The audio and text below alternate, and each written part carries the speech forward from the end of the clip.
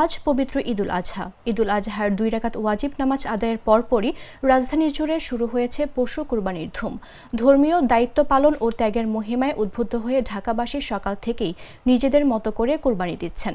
Garage, রাস্তাঘাট কিংবা housing এলাকার নির্ধারিত স্থানে যেখানে সুযোগ মিলেছে সেখানেই চলছে পশু জবাইয়ের কাজ।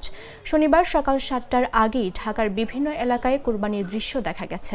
একদিকে চলছে গরু, ছাগল জবাই, অন্যদিকে মাংস কাটা, বন্টন ও পরিচ্ছন্নতার কাজ। সব দিকে উৎসবের আবহ।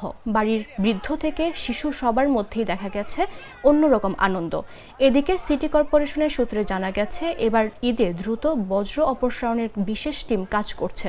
ঢাকা দক্ষিণ ও উত্তর সিটি কর্পোরেশন কর্তৃপক্ষ জানিয়েছে, কুরবানির পশুর বজ্র 12 ঘন্টার মধ্যে অপসারণের পরিকল্পনা গ্রহণ করা হয়েছে। এর জন্য প্রায় 20,267 পরিচ্ছন্ন কর্মী প্রস্তুত রাখা হয়েছে। দ্রুততম সময়ের মধ্যে কুরবানির পশুর বজ্র অপসারণে 2টি সিটির বজ্র ব্যবস্থাপনা বিভাগের কর্মীদের ঈদের ছুটি বাতিল করা হয়েছে।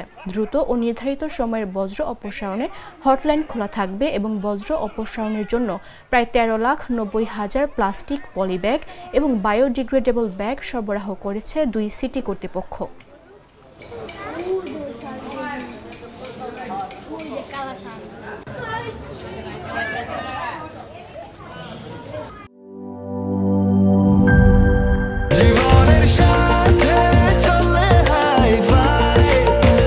স্বাস্থ্যকর অল টাইম ফ্যামিলি কেক, সব সময় অল টাইম হেলদি লাইফ।